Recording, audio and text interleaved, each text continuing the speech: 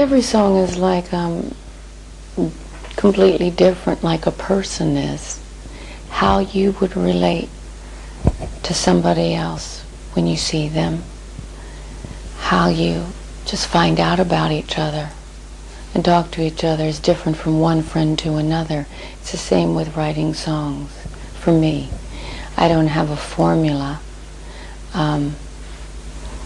At a certain point, I make maps, sonic maps in my head of them, so I can see their shape. Each one has a sonic shape. And then I can visualize it once I crawl into it. And yeah, on one level, I guess it's very technical, and on another level, it's about translating a being, a creature that isn't you or me, because it's not three-dimensional, but it is alive on some level. I feel like I'm doing a sci-fi thing, invasion of the body snatchers, it's alive. But yeah, the songs are alive, and I think a lot of songwriters who aren't completely egomaniacs would tell you the same thing. Sometimes you really have to try things that you wince over when you look at it again. But unless you tried it, sometimes you don't know, even though it's obvious, but sometimes you just say, okay, I have to take the song in this direction for a minute. And give yourself the freedom to try. You can't have the, the figure skating judges sitting around you when you're writing songs, when you're developing them. I mean, in the end, fine. But, you know, I'm always waiting for that judge.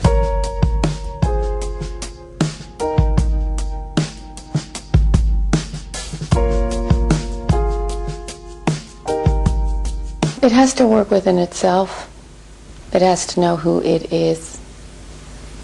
Whether it's a short story or a poem or whatever its form is, the song must, first of all, be clear on who she is, and then maybe I'm not clear on it until it's finished.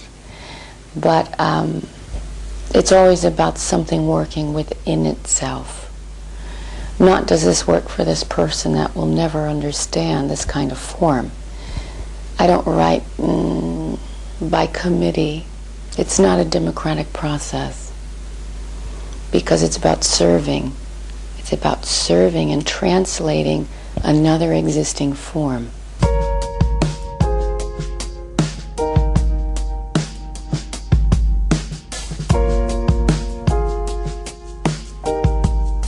We knew from the beginning that we wanted to. I had photographs that I placed everywhere from Manuel Alvarez Bravo, and I had them everywhere, and I knew that I really, when you heard it, I wanted it to look like that. These photographs were taken in the 30s, Central America, reflecting its political upheaval at that time, and the artist there, and the romance there, and the passion, all those things that make up a good story. And so I showed it to the sound engineers and the musicians. And we began to see that it was a bit of that. It was a bit of Steve McQueen and Ally McGraw together. And so those were, I had visual touchstones. And it became very much a nostalgic kind of sounding record. Rumors by Fleetwood Mac also being sonically a touchstone.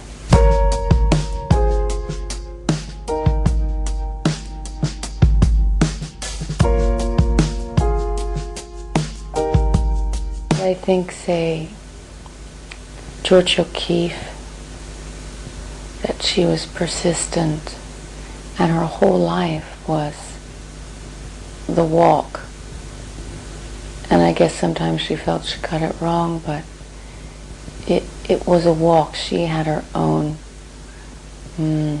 soul blueprint that she spent her life trying to find out and create with until she died. And as an old woman, still a very powerful, more powerful maybe in some ways, force. Sylvia Plath, quite the opposite, as we know, who didn't live long and become an old woman, but was able to reach into something that a lot of us don't know how to access and pull us with her.